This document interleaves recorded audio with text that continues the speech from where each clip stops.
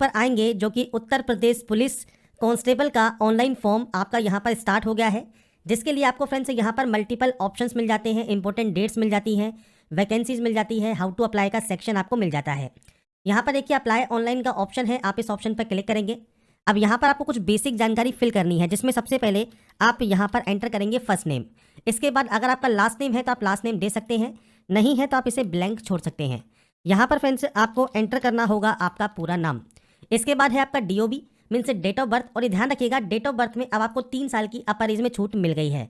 तो 18 से 25 साल है मेल कैंडिडेट, 18 से 28 साल है फीमेल कैंडिडेट। इसके लिए फ्रेंड्स जो रिलैक्सेशन का नोटिस है ये फ्रेंड्स इसकी वेबसाइट पर भी जारी कर दिया गया है।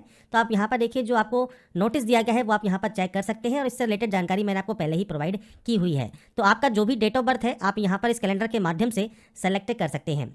यहाँ पर डेट ऑफ बर्थ सेलेक्ट करने के बाद आपको फ्रेंड्स आपका फादर नेम और मदर नेम एंटर करना है, आपका जेंडर आपको सेलेक्ट करना है, आपका 10 डिजिट का मोबाइल नंबर आपको 2 बार देना है, आपकी मेल आईडी आपको यहाँ पर देनी है, और उसके बाद नेशनलिटी सेलेक्ट करनी है।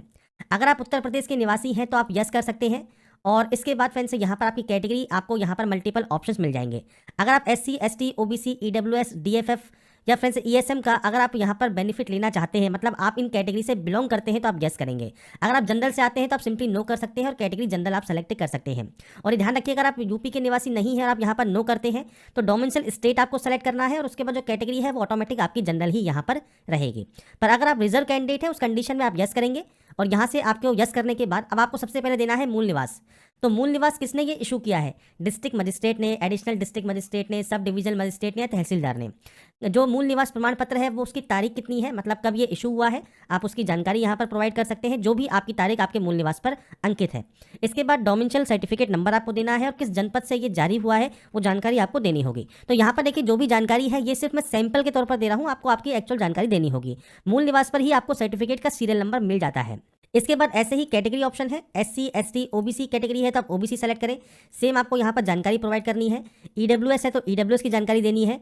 अब यहाँ पर फ्रेंड्स ये चीज़ ध्यान रखिएगा, जो आपका कास्ट सर्टिफिकेट है वो फ्रेंड्स लास्ट डेट से पहले बना होना चाहिए, और इसके अलावा फ्रेंड्स जो कट ऑफ डेट है वो उससे पहले आपका बना हुआ नहीं होना चाहिए। इसके बाद फ्रेंड्स यहाँ पर देखिए सेम किसने ये इशू किया है, इशू डेट क्या है, मतलब कब ये इशू हुआ है, सर्टिफिकेट का जो सीरियल नंबर है वो कितना है वो जानकारी आप दे सकते हैं। और इसके बाद अगर कैटेगरी एप्लीकेशन नंबर आपके पास है तो आप उसकी जानकारी यहाँ पर प्रोवाइड कर देंगे। तो ये सारी जानकारी आपको सर्टिफिकेट्स पर मिल जाती है, और जिस पर रेड स्टार लगा मिलेगा वो आपको मैंडेटरी है देना।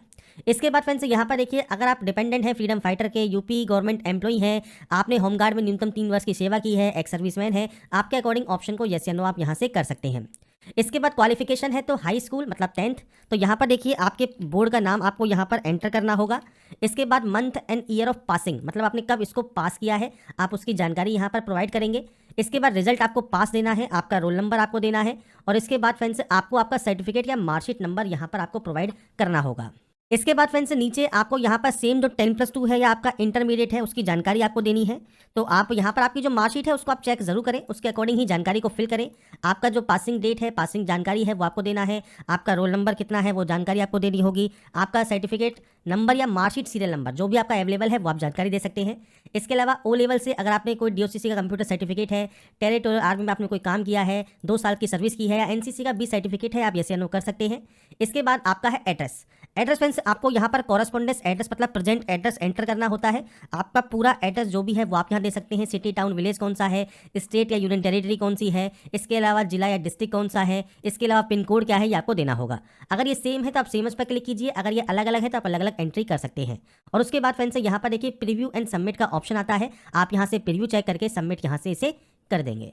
इसके बाद नेक्स्ट ऑप्शन डिक्लेरेशन का है, तो आपको यहाँ पर देखिए जितने भी डिक्लेरेशन के ये ऑप्शन दिए गए हैं ये आपको यहाँ पर टिक करने हैं, और इसके बाद इस कैप्चा कोड को फिल करना है। अगर आपको लगता है कोई एडिट आप करना चाहते हैं आप एडिट कर सकते हैं, अगर आपको कोई डिटेल एडिट नहीं करनी है तो आप सबमिट एंड नेक्स्ट पर क्लिक करेंगे OTP एक्टिवेशन करने के लिए। इसके बाद फ्रेंड्स यहाँ पर देखिए अब आपको OTP एक्टिवेट करनी है, तो जिसके लिए अपना जो रजिस्ट्रेशन नंबर है, आपका जो डेट ऑफ बर्थ है और जो OTP आपके पास आई है ये फ्रेंड्स आपको यहाँ पर देना है, इस कैप्चा कोड को फिल करना है और उसके बाद यहाँ से अकाउंट को एक्टिवेट कर लेना है। इसके बाद फ्रेंड्स यहाँ पर देखिए आपका जो फ्रेंड्स लॉगिन है वो आपका हो जाएगा। आप फ्रेंड्स OTP वेरीफाई करने के बाद अब आपसे कहा गया है आपको आवेदन शुल्क यहाँ पर पे करना है। आपसे कहा गया है यदि आपने पहले ही भुगतान कर लिया है और आपके भुगतान की स्थिति अभी भी लंबित है तो कृपया भुगतान सत्यापन के लिए 2 दिनों की प्रतीक्षा करें। तो अगर आप फ्रेंड्स पेमेंट यहाँ पर कर देते हैं, उस कंडीशन में फ्रेंड्स पेमेंट कंप्लीट होने के बाद अगर आपका मान लीजिए पेमेंट यहाँ पर लंबित है, वो वेरीफाई नहीं हुआ है, तो आपको कम से कम 2 दिन का वेट करना होगा, उसके बाद ही आप दोबारा से ट्राई करेंगे। इसके लिए आपको पे नाउ का ऑप्शन मिलता है, आप इस पर क्लिक कर देंगे। पे नाउ वाले ऑप्शन पर आने के बाद इंटरनेट बैंकिंग का ऑप्शन आपको मिलता है या यूपीआई का आपको ऑप्शन मिलता है। अभी सिर्फ 2 ही ऑप्शन दिए गए हैं, तो आप नेट बैंकिंग का यूजर अगर आप हैं तो नेट बैंकिंग कर सकते हैं, यूपीआई यूजर है तो यूपीआई सेलेक्ट कर सकते हैं। यहाँ पर आपको बैंक के ऑप्शंस मिल जाते हैं, आपको वो ऑप्शन सेलेक्ट करना है और उसके बाद पे नाउ वाले ऑप्शन पर क्लिक कर देना है। इसके बाद फ्रेंड्स यहाँ पर देखिए आप अपने पोर्टल पर लॉगिन हो जाएंगे जैसे ही आपका पेमेंट वेरीफाई होगा। यहाँ पर देखिए आपको फोटोग्राफ अपलोड करना है 20 से 50 KB में, सिग्नेचर अपलोड करना है 5 से 20 KB में। इसके अलावा फ्रेंड्स आपको यहाँ पर देखिए नीचे आपको आपका जो 10 का सर्टिफिकेट है वो आपको अपलोड करना होगा, आपका 10+2 का सर्टिफिकेट आपको अपलोड करना होगा। इसके अलावा फ्रेंड्स आपका कैटेगरी सर्टिफिकेट और मूल निवास प्रमाण पत्र आपका यहाँ पर अपलोड होगा। अब यहाँ पर आपसे ऊपर कहा गया है डिजी लॉकर के माध्यम से आप प्रमाण पत्र अपलोड करने का लिंक शीघ्र ही उपलब्ध होगा। अभी जो लिंक है वो अपलोड करने का सर्टिफिकेट डिजी लॉकर के माध्यम से यहाँ पर अवेलेबल नहीं है। तो यहाँ पर फ्रेंड्स आप चाहें तो अभी वेट कर सकते हैं डिजी लॉकर के माध्यम से अगर आप प्रमाण पत्र अपलोड करना चाहते हैं तो। बाकी फ्रेंड्स यहाँ पर आप चाहें तो ब्राउज पर क्लिक करके आपकी जो स्कैन फाइल है वो भी आप यहाँ पर अपलोड कर सकते हैं। तो आपको फ्रेंड्स आपके अकॉर्डिंग यहाँ पर ध्यान रखना है कि आप चाहें तो यहाँ पर फ्रेंड्स आपका जो डॉक्यूमेंट्स हैं वो आप चाहें खुद भी अपलोड कर सकते हैं स्कैन करने के बाद, आप चाहें तो डिजी लॉकर के माध्यम से भी कर सकते हैं। दोनों ही ऑप्शन होते हैं, पर अभी क्योंकि फॉर्म स्टार्ट हुआ है तो डिजी लॉकर का ऑप्शन आपको यहाँ पर नहीं दिया गया है। ये फिल करने के बाद आप यहाँ पर देखिए आपको ऑप्शन मिलता है फाइनल सबमिट एंड नेक्स्ट का, आप इस ऑप्शन पर क्लिक कर देंगे। साइज वगैरह आपको यहाँ पर दिए गए हैं, आप चेक कर लें और साइज के अकॉर्डिंग ही आप यहाँ पर जो है नेक्स्ट स्टेप पर क्लिक करेंगे। इसके बाद देखिए फ्रेंड्स आपका जो फॉर्म है वो यहाँ पर सबमिट हो गया होगा और सबमिट होने के बाद आपको यहाँ पर प्रिंट एप्लीकेशन का ऑप्शन मिलता है जहाँ से अपना प्रिंट आउट आप सेव करके अपने पास रख सकते हैं फ्यूचर यूज के लिए, फ्यूचर रेफरेंस के लिए। तो यहाँ पर फ्रेंड्स मैंने आपको सारी प्रोसेस बता दी है कैसे आप यूपी पुलिस कांस्टेबल का ऑनलाइन फॉर्म अप्लाई कर सकते हैं। अगर आपको हमारा ये अपडेट पसंद आया है तो लाइक सब्सक्राइब जरूर कीजिए। बाकी की जानकारी के लिए ऐसे ही बने रहिए हमारे साथ।